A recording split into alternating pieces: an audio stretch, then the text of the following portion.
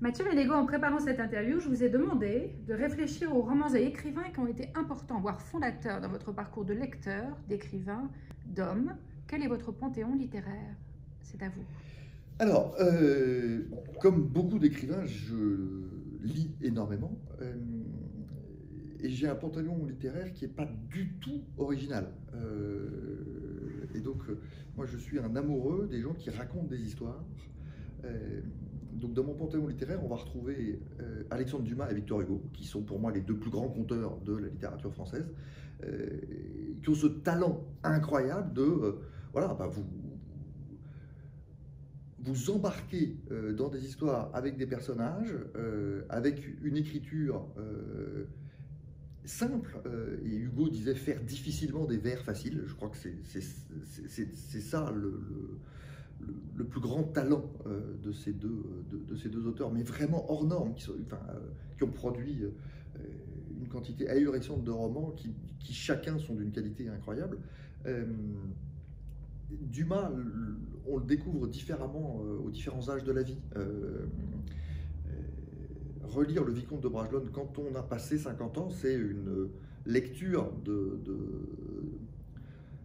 l'âge pour les hommes qui est incroyablement moderne. Le truc est d'une précision chirurgicale et les sujets de Victor Hugo, eux aussi, n'ont pas bougé. Donc voilà deux très grands écrivains pour moi. Quand on parle de choses plus récentes, il y a un écrivain pour qui j'ai beaucoup d'affection, qui est Alessandro Baricco, dont j'adore cette capacité d'écrire. Et là, pour le coup, c'est l'inverse, c'est des trucs où il ne se passe rien, mais où la langue est tellement belle. Quand c'est traduit par Alice Kaya, c'est absolument merveilleux. Et si vous n'avez pas lu Mr. Gwyn, c'est un livre où il ne se passe rien et que vous ne lâchez pas. Vous êtes embarqué dans une poésie incroyable.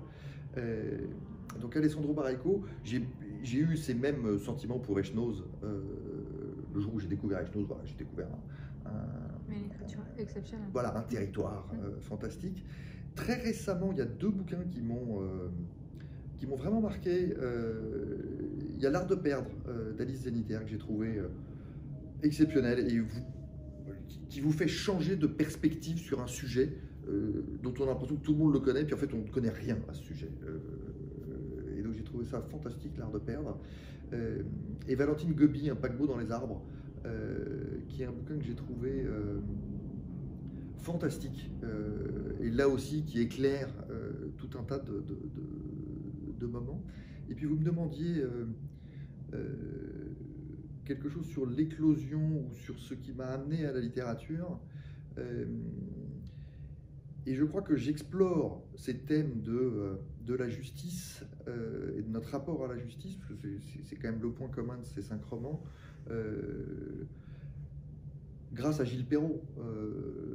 Voilà, j'ai lu Le Pull au vert rouge, je devais avoir 15 ans, et j'ai trouvé ça trop injuste, quoi. Comment est-ce qu'on peut avoir c'est mignon parce que c'est guillotiner, le verbe d'un enfant de voilà, 15 ans. c'est ça. Comment est-ce qu'on peut avoir guillotiné, trop injuste, guillotiner Christian Ranucci juste parce qu'il n'a pas su se comporter à son procès. Et plus le côté pas de bol, le jour où la lettre de grâce arrive sur le bureau de Giscard, c'est le jour où Roger Giquel ouvre le journal par La France a peur parce qu'on vient de découvrir la victime de Patrick Henry.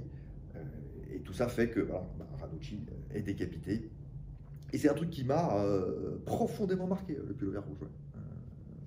Alors, ma question, si vous deviez fermer les yeux et penser juste à un livre ou à un auteur, ce serait lequel?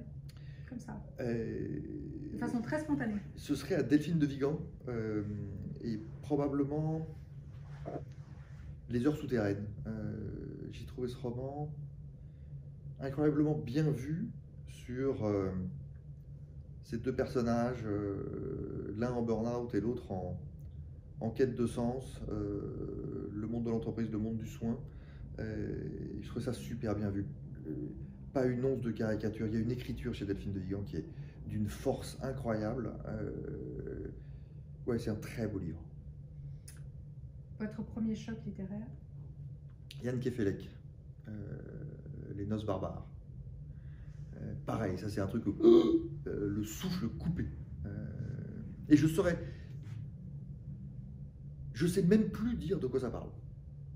Mais je sais que j'ai fermé ce bouquin et que j'ai lu Tout café lac après. Le livre que vous pourriez emporter. Alors, sur une déserte, c'est une question qui m'énerve un peu, mais en même temps, c'est tellement signifiant.